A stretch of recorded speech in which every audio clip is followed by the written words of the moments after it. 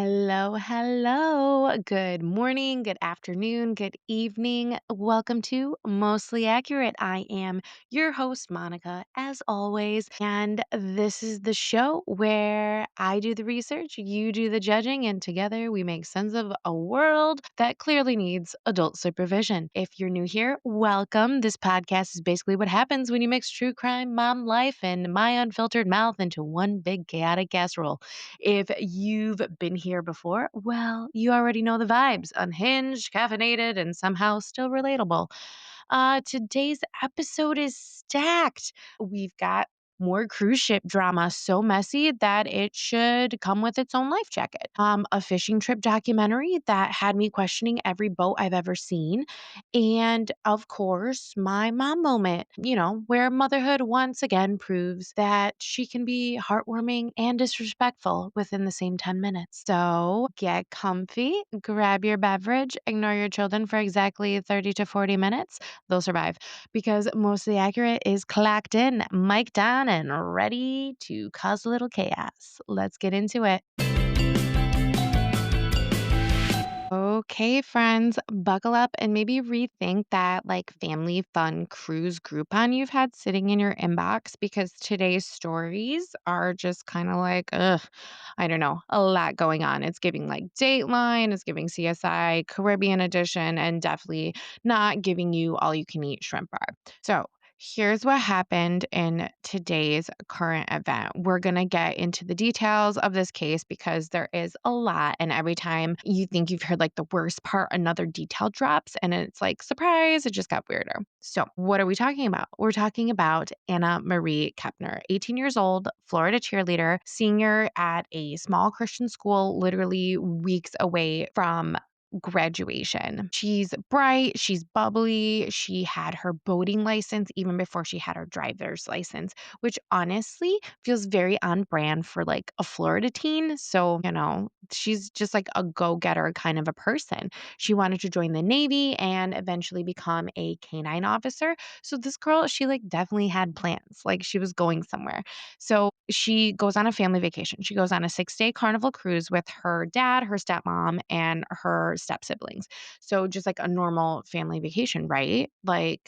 Sun, ocean, unlimited ice cream machine, and, all the basics.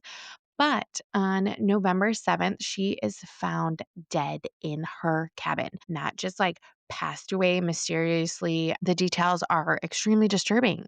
Anna was found under her bed, wrapped in a blanket, and covered by life jackets. Someone tried to hide her, basically using things that literally float on water. Make it make sense. I whatever. So the Miami-Dade medical examiner puts her time of death around 11:17 a.m. And because all this happened in international waters, the FBI is now involved.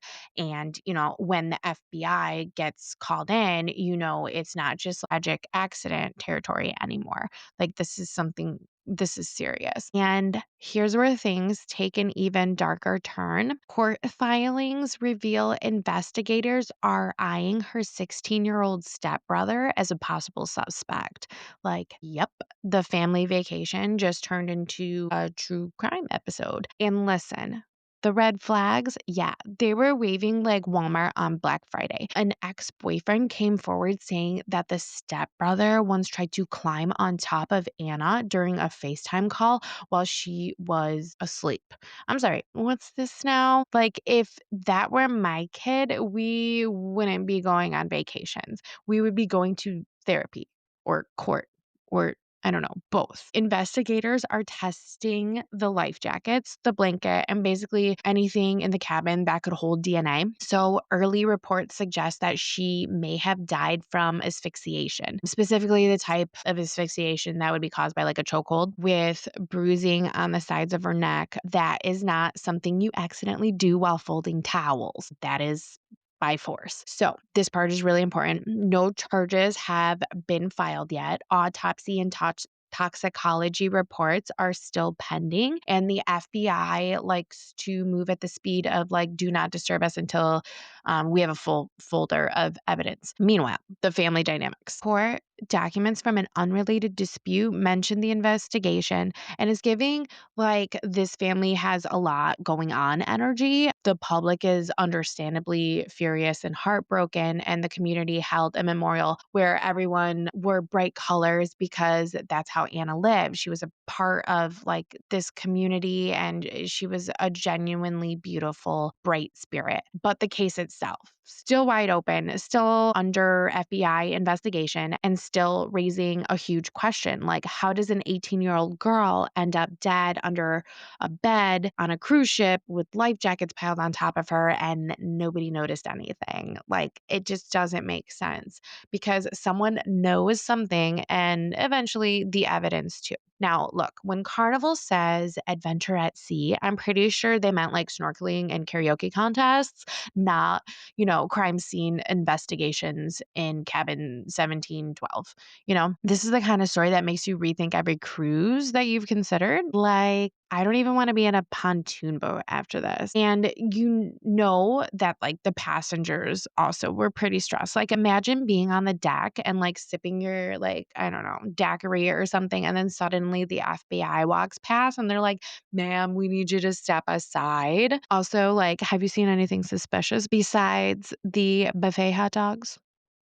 Honestly, this cruise went from like Love Boat to Law and Order in like 3 seconds. So, yeah, that's what's going on there. By the time you hear this, I don't know if more evidence has come out. I do like to record a little bit ahead of time, but I don't know. This one's crazy. Like the family dynamics, unanswered questions, and this like whole tragic loss really deserves some real answers. So, coming up next, a quick palate cleanser because that segment was heavier than the cruise ship's chocolate fountain at midnight. All right, friends, welcome back. This is Tea Time, the segment where we steep the drama, sip the truth, and in today's case, try to understand how a peaceful mother and son fishing trip somehow turned into a murder investigation, a missing boat, an inheritance feud, and one extremely suspicious life raft. Because Netflix just dropped the Carman family deaths. And let me tell you right now, this case has everything from money, family drama, gunshots, boats that sink mysteriously, autism being misunderstood left and right, a missing mother, a dead grandfather, and an insurance claim that was giving very much like, sir, please just read the room. So pour your tea because you're going to need it. Okay, so let's just get started. Nathan Carman and his mom, Linda, often took mother son fishing trips. Cute, wholesome, super sweet until it wasn't. They head out from Rhode Island in 2016 and they just never come back. A family friend named Sharon is like, hello, they should have been home like, I don't know, hours ago. She calls the police call the Coast Guard, and suddenly this fishing trip is like a full blown maritime emergency. The search goes on for 6 days. Then, 8 days after they went missing, Nathan is found floating on a life raft a full 100 miles south from Martha's Vineyard, alone, alive, and without his mother. And when you listen to the actual rescue call, Nathan sounds calm, not so much like I've been on a life raft for 8 days calm, more like Target customer service on a Tuesday calm. And he immediately asks if they've found his mother, which honestly, it does feel genuine. Like it sounds genuine, like he's got concern. Maybe, if he's alive, he thinks his mom is alive too. But then the public sees the photos. Nathan clearly is in photos. He jumps off the life raft. He swims to the boat. He physically grabs onto a rescue ring, and then he pulls himself up a ladder like he's doing just a light CrossFit warm up or something. And then, the cargo ship captain literally says Nathan seemed healthy, no dehydration, no hypothermia, which I mean, I get dizzy standing up too fast. So, like, 8 days at sea sounds like completely dramatic. I just don't know how you would have that type of energy and stamina being on a life raft for 8 days, not moving your legs or not walk. I don't know, just surviving for 8 days. But anyway, then Nathan later on, he starts doing interviews about his rescue. And at first, he's like, heroic son survives, like the ocean nightmare vibes. And then the vibes just shift really hard. So why don't we go back and talk about the family? Let's go back because this family, I mean, you guys, they've got a lot of layers. We'll just say that. There's a lot going on with this family. Linda, Nathan's mom, grew up in a home with violence. She was fiercely independent, like sometimes to a fault. And then there's her dad, John Chakalos, which was Nathan's grandfather. So I don't even know, like, where to start. I guess we're going to go way back. There was a murder. So on December 20th, 2013, John, Nathan's grandfather, is found dead. Gunshot wound to the head. No struggle, large caliber weapon. Weird choice if you're trying not to like alert, the entire neighborhood. Linda tells police that she thinks it was a mob hit, which girl, what? Like, that's super random, but okay. And then when it comes to money, because of course there's always like money, that's the root cause of a mob hit, obviously. Or I don't know, I guess there could be other causes of a mob hit too. But anyway, so after John's death, there's four sisters, okay, Linda included. They were all set to receive like $25,000 a month from this trust. And they were supposed to like split all of the property and like all of John's things, which equated to like $42 million.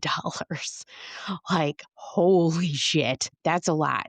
So eventually the whole family like starts pointing fingers at guess who? Nathan, because the wealthy, powerful family needs a scapegoat. And could that just be Nathan? Okay, so he was different, but he was autistic, often misunderstood, and I guess the easiest target, really, in my eyes. But I don't know. I guess I'll let you guys make your own opinions on that. So, Nathan's dad insists that Nathan could never have hurt his grandfather. They were close, but detectives think that his interview responses like gave a bunch of red flags.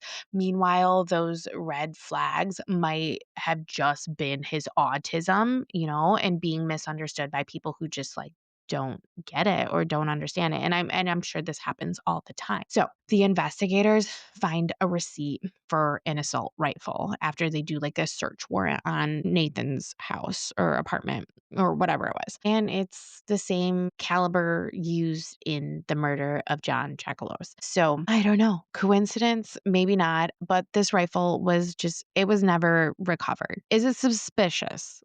Absolutely. Conclusive? No. Circumstantial? Also, absolutely.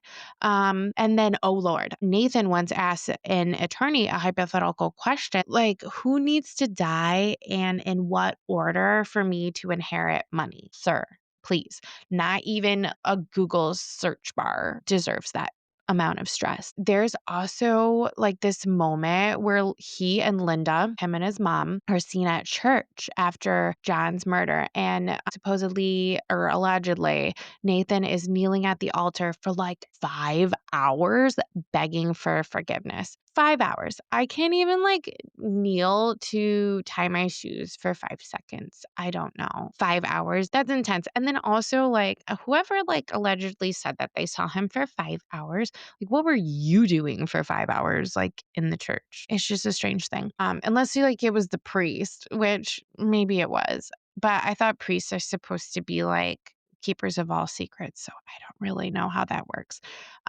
Anyway, all of this sets the stage for suspicion. So by the time that the fishing trip happens, the family's already primed to think that he did it, right? All right. So let's fast forward like 3 years. We'll go back to the day that Linda disappeared. Or I guess fast forward to the day that Linda disappeared. We're doing a lot of time jumping, okay? Present day, back to 2013. Now we're in 2016. Okay. Nathan tells police after he's been recovered from the ocean basically, that the boat sounded funny. He says he opens the hatch, sees 2 feet of water, does not call for help, does not have his mom put on a life jacket because she would panic, is what he says. I mean, sir, she would panic either way. But then he claims that the boat basically like dropped from under him, like Titanic style, except nobody was playing violins. And then 2 weeks later, Nathan files an $85,000 insurance claim for the boat. And honey, this is the move that destroys his life. Like he totally effed this one up because without the claim, he walks free. With the claim, insurance investigators start talking to the marina. And some people saw him at the marina, and this guy at the marina tells them like, "Oh yeah, we saw Nathan the day before drilling holes in the trim taps for like an hour." Excuse me? You were where? Drilling what? You know what I mean? The day before that you're supposed to take this trip. So I don't know because apparently those holes could allow water to get into the boat. So, like, what was he doing? Like, was he trying to prepare the boat so everything was safe for his trip with his mom? And the reason that this matters is because Nathan was like extremely systematic and hyper focused. If he thought something needed adjusting, he could have just been like, they're tinkering on it, but autism can manifest as intense fixations or like hyper focused behaviors. So it could have just been that and not like criminal masterminding. You know what I mean? But anyway, so did he sabotage the boat? Did he think he was repairing it? Was it intentional or impulsive? Netflix is basically like, pick your theory, girl. Okay, so next up, the weirdest part. The Coast Guard does a drift analysis. So he's been rescued. Nobody knows where his mom is. And from where they picked him up on the life raft just didn't make sense. So the Coast Guard does a drift analysis to determine how far and where the raft should have gone based on like the conditions of the ocean and the wind and all that. And their math says that the raft should have drifted one way, but Nathan was found 80 miles the other way. So does that look bad? Yes, it does. Is the ocean unpredictable? Also, yes. Have you seen Finding Nemo? The ocean is very messy. Prosecutors say that Nathan was only in the raft for a few hours. The defense says that's completely absurd. And honestly, both sound equally possible because drift science is barely science, I guess. It's more of like ocean astrology if you think about it in that way. And the fact that they're saying, he didn't look like somebody who had been on a life raft starving for 8 days also could bring the theory maybe he was not on that life raft for 8 days. All right, so let's look at this theoretical timeline a little bit more. Prosecutors argue that Nathan killed his mother right after they left shore and then just like drifted up and down the coast for hours waiting, to stage his rescue. But then, like, how? You know what I mean? It's national news. Every marina, fisherman, gas station, and boat nerd was like obviously on high alert. Like, his face has to be like plastered all over TV. His mother's face, obviously they're missing. This hyper planner waited for like the perfect moment to stretch when the entire eastern seaboard had his face all over Facebook and just everywhere. You know what I mean? 6 years go by. Okay, it's 2022. Ethan is arrested for his mother's murder, and this is murder at high seas. Very dramatic. The trial is coming. The evidence is weird and messy. Experts disagree on like everything from ocean science to autism to physics of climbing onto a boat or sinking a boat. And then in 2023, Nathan is found dead. He had committed suicide by his shoelaces, I guess. There was no note There was no warning. His mother is then legally declared dead. The investigation into his grandfather's murder is basically closed.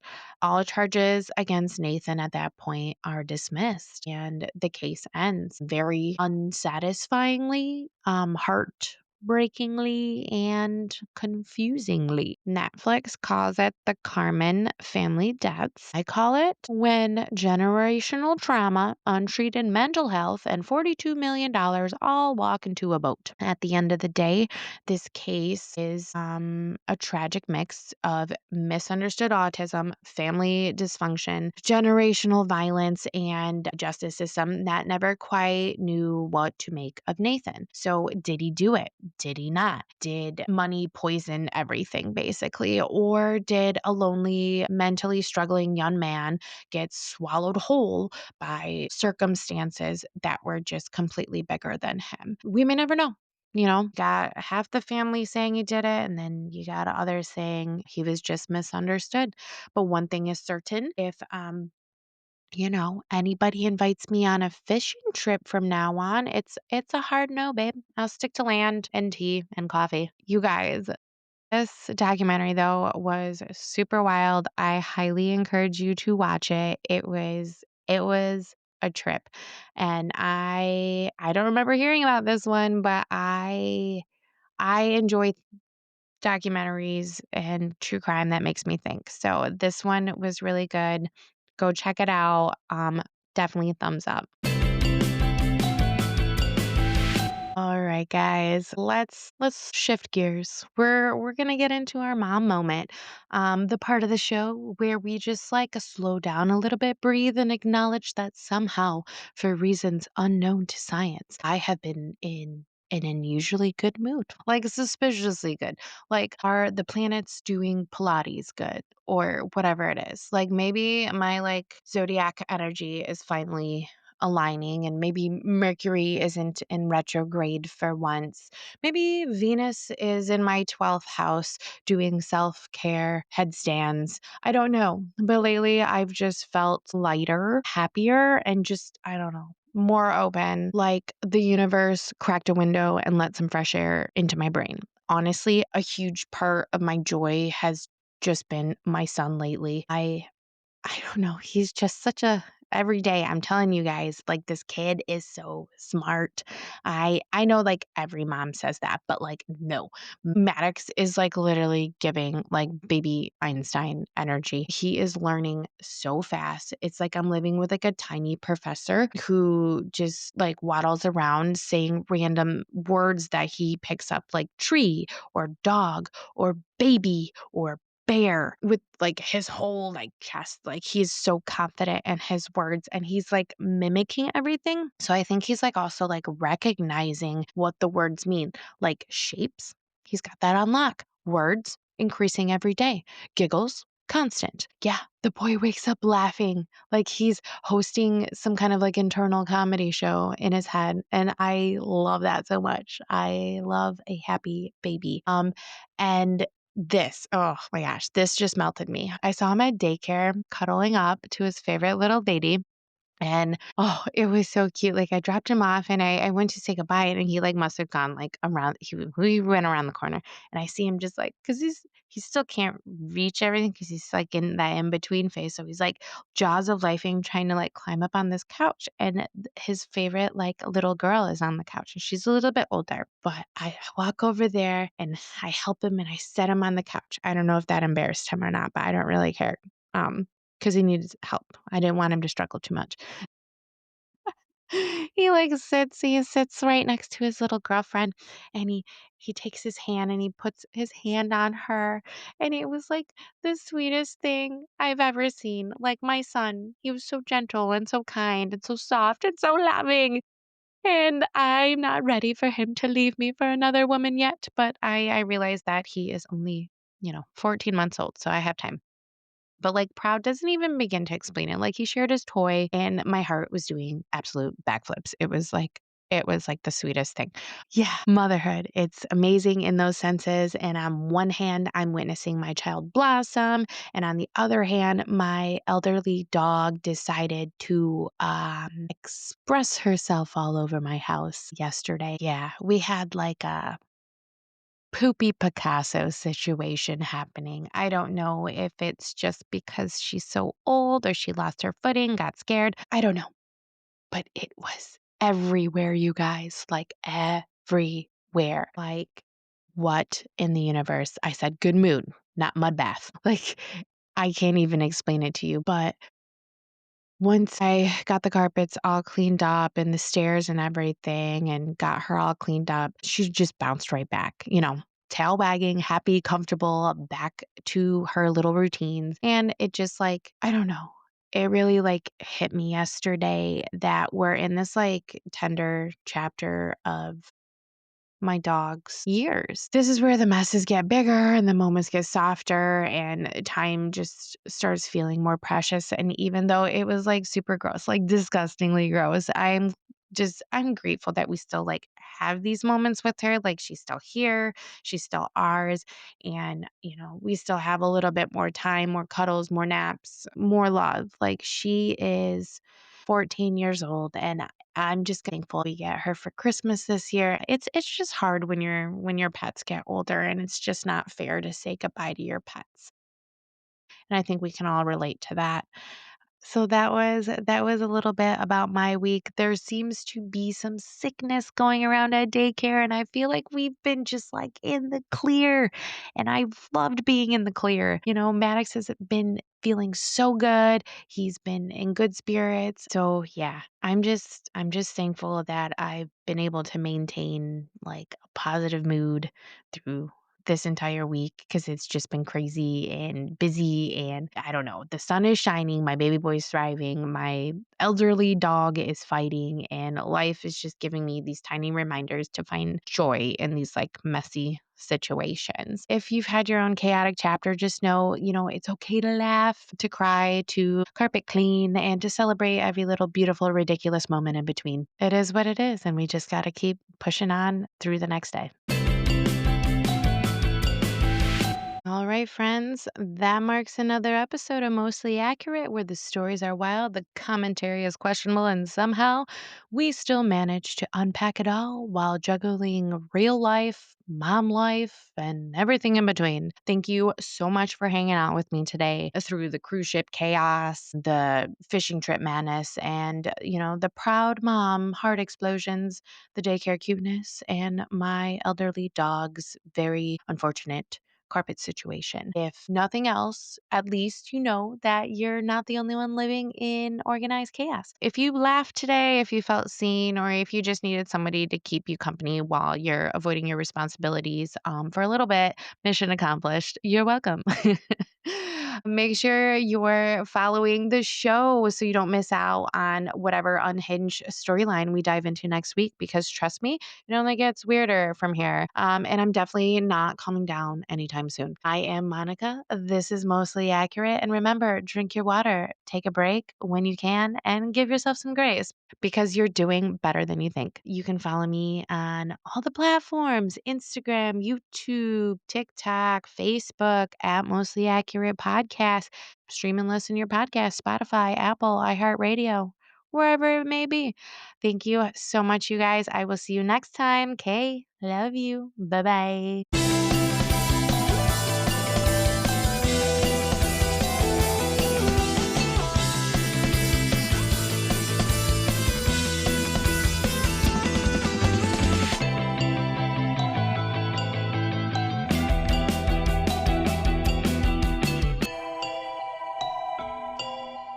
This podcast is for entertainment purposes only. The facts are fuzzy. Our stories and opinions are just that, stories and opinions, not meant to be taken as professional advice.